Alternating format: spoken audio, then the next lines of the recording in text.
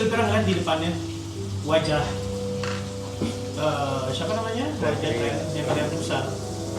Dia kayak kamu ngelihat kayak ada kantong mata, rambutnya acak-acakan.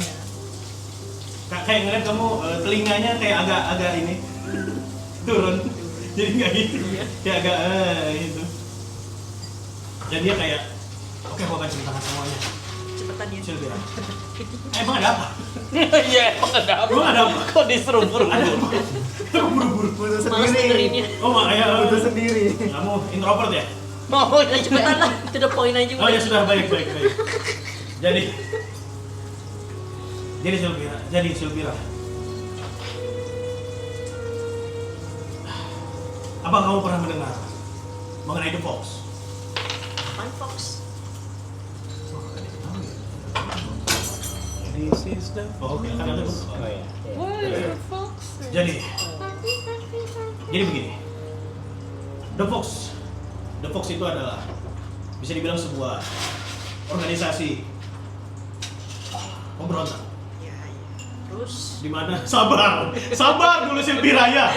Sabar banget ya. Terlalu introvert. Sabar ya Silvira ya. Ya, saya cerita dulu ya. Boleh ya? Iya. durasi. Mereka adalah kami adalah grup yang ya bukan kami lebih tepatnya. The Fox adalah grup grup pemberontak yang waktu itu ingin menurunkan seorang pemerintah dari Ruela. Itu Leship. Jadi Ya bisa dibilang ya secara tidak langsung kami berhasil menjatuhkan dia.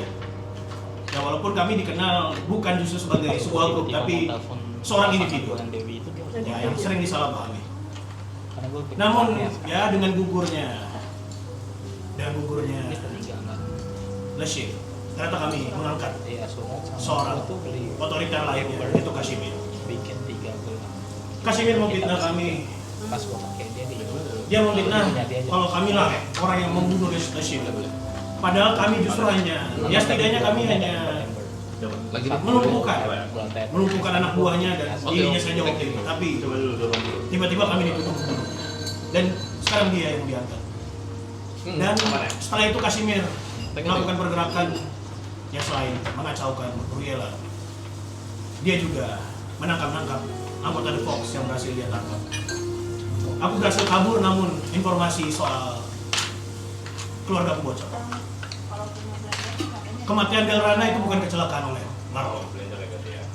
Itu semua adalah orkestrasi dari Kashmir. Tunggu kematian.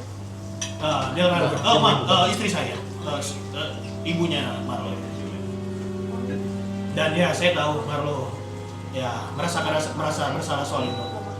Maksudku dia hanya anak kecil, yang dia tahu hanya menyanyi, menangis. Gua juga. Dan ya itulah, setidaknya itulah yang aku tahu dari anakku. Dan ya itu semacam ya ancaman untukku. Oleh karena itu daripada Marlo kenapa-napa, aku memutuskan untuk tidak pernah kembali lagi. Tapi setidaknya, ya aku membantu dia dari jauh. Maksudku, aku membantunya biar masuk ke dalam TNT Art School melalui Delores, temanku. Ya hanya itulah yang bisa aku lakukan. Ya aku bahkan meminta Delores untuk mendorongnya agar ke Glimmer Range, agar aku bisa bertemu dengannya. Dan jujur aku merasa sedih melihat Marlo yang merasa ya begitulah bisa tampil. Jadi sebenarnya aku tahu apapun yang akan kulakukan cepat atau lambat. Begitu Marlo tahu dia pasti akan kecewa denganku. Tapi ya maksudku, aku tahu aku bukan ayah yang baik. Aku ayah yang buruk. Oh, nyadar juga. Tapi itu lebih baik daripada aku tidak dipanggil ayah lagi oleh. Iya, aturan. Aku tidak peduli embel-embel di belakangnya. Tapi apabila Marlo memanggil orang lain sebagai ayah, aku sudah merasa gagal.